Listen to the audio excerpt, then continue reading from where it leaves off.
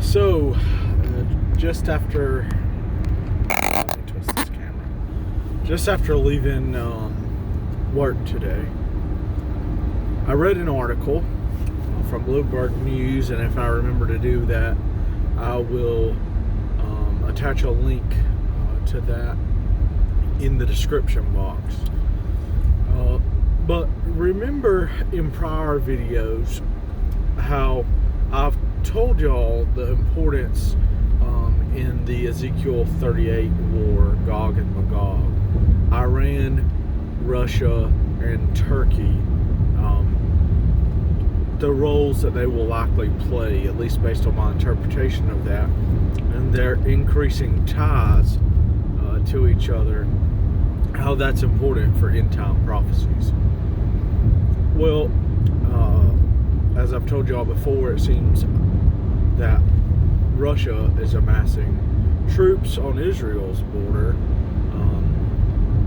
or close to it, in Syria, and it's cooperating with Iran about that. But anyway, the article I just read was about a live fire exercise that's going to take place during a very important time in September. I'm going to get to that in a moment, but it will take place in the Mediterranean.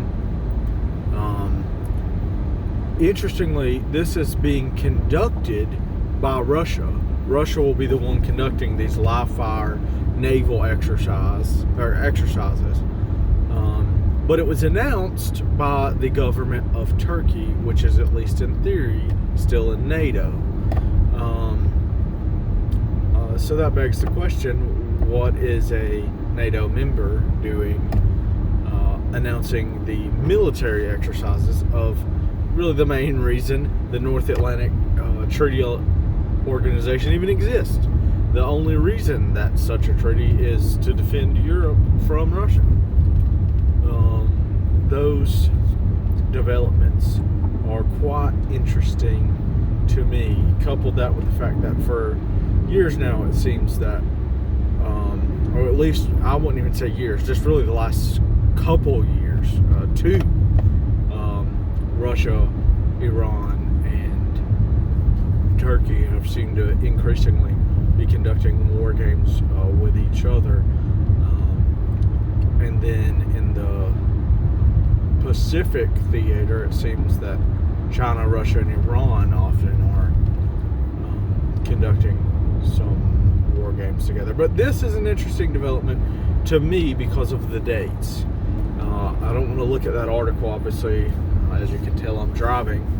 But I think it said the 5th of September through the 22nd of September.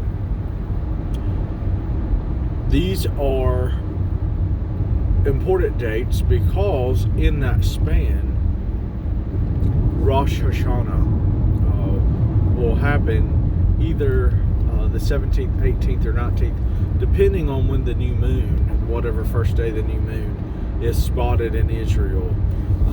So as you know, as we've talked about in prior videos, the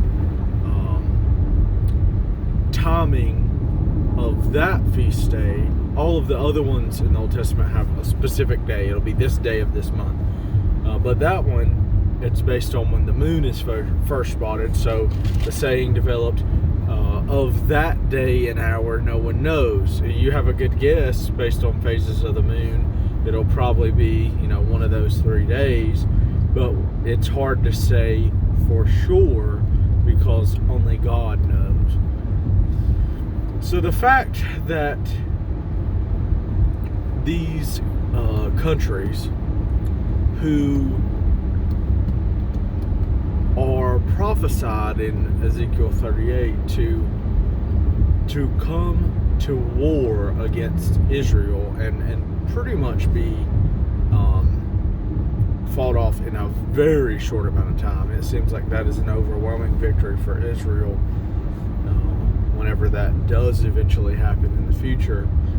But the fact that they're conducting war games during this month in the Mediterranean this feast day in particular is a very, very interesting development. I'm going to be frank, I really don't think the church will be here for much longer. I'm not one to set dates, but I just really don't think so. It's like every day I look at the news. I mean, I was thinking about something else different, completely different subject just this week. It's like every single day you look at the news and something straight out of a prophetic book in the Bible has leapt into a news headline. It's mind-blowing. But just a short little update, thoughts on that. If y'all will just keep praying for me, praying for the church during this time, in particular, to really have the Holy Spirit put a burden on all of us to be diligent about laboring in these last days to get a gospel message out to a world that's becoming increasingly hostile to it. All right, that's it.